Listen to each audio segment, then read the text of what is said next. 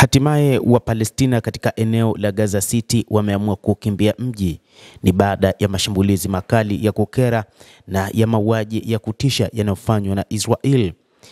Maelfu ya Palestina wamelazimika kuyakimbia maeneo waliokuwa wakiishi ndani ya mji wa Gaza baada ya Israel kuanzisha operesheni ya ardhini ikiapa kukamata mji huo na kulishinda kundi la Hamas ambalo wanadai lipo katika mji huo, na ndipo ambapo walipo mateka wao.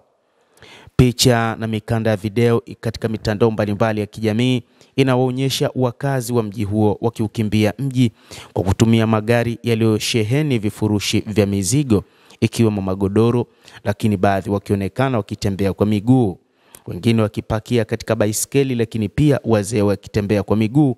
Vyombo mbalimbali vya habari vimeonyesha, ikiwa ni pamoja na mitandao ya kijamii. Ni huruma iliyoje, wanasema baadhi ya vijana ambao umekuwa kihama mji huo, hasa wanapozungumzia wazee wao ambao wanauhama mji huo pamoja na wagonjwa na watoto wadogo. Waziri wa ulinzi wa Israel Katz aliandika jana katika ukurasa wake wa mtandao wa X kwamba Gaza sasa inateketea kwa moto, wakati alipokuwa akitangaza kuanza kwa operesheni hiyo ya kijeshi iliyokosolewa kimataifa. Mashambulizi makali ya makombora yalisikika kila kona ya Gaza na vikosi vya jeshi vya Israel vilionekana kusonga mbele kwenye viunga vya mji huo.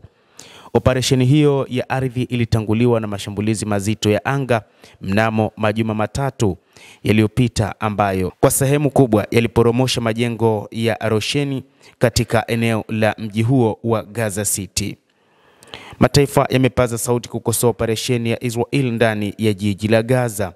Kama ilivyotarajiwa, operesheni hiyo imekosolewa vikali na mataifa mbalimbali, mashirika ya kiutu na makundi ya haki za kibinadamu. Wizara ya mambo ya nje ya Canada imetaja mashambulizi hayo kuwa ya kutisha na kwamba yatazidisha mzozo mkubwa wa kibinadamu unaoshuhudiwa kote ndani ya ukanda wa Gaza.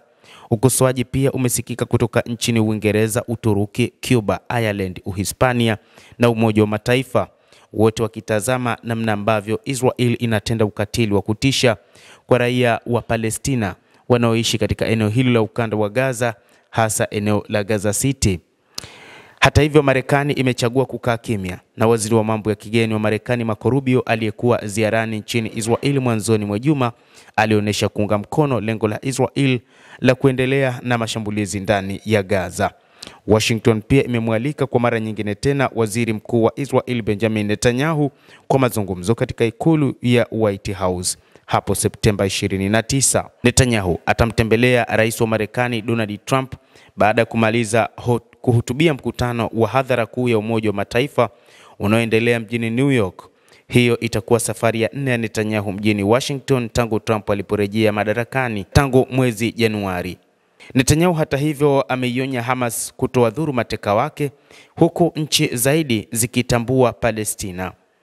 Kuingia kwenye ardhi ya Gaza City kwa vikosi vya Israel kumeongeza mashaka kuhusu hatima ya majadiliano ya kumaliza vita na uwezekano wa kupatikana mateka wa Israel wanaoshikiliwa na Hamas. Hapo jana waziri mkuu wa Israel Benjamin Netanyahu alilionya kundi la Hamas kutowadhuru mateka wa nchi yake, akisema iwapo hilo litatokea, Israel itawasaka kwa nguvu kubwa na kuangamiza popote walipo. Duru zinasema wanamgambo wa Hamas wamekuwa wakiuhamisha mateka wa Israel kutoka maeneo wanakoshikiliwa, hususan mahandaki, na sasa wanawapeleka kwenye mahema ama nyumba za makazi. Katika hatua nyingine, Luxembourg ilitangaza jana kwamba itaungana na mataifa mengine kuitambua Palestina huku kuwa dola huru katika mkutano wa kilele wa Umoja wa Mataifa utakaofanyika wiki ijayo. Tayari Ufaransa, Uingereza, Canada na Australia, mataifa yenye usemi kwenye jukwaa la ulimwengu, yamekwisha elezea azma yao ya kuitambua Palestina kuwa dola huru katika mkutano wa Baraza Kuu la Umoja wa Mataifa. Mtazamaji wa The World News, endelea kutufuatilia, lakini usisahau kulike, usisahau kucomment, kadhalika na kusubscribe channel yetu hii ili uweze kujua mengi yanayojiri katika ulimwengu kupitia The World News.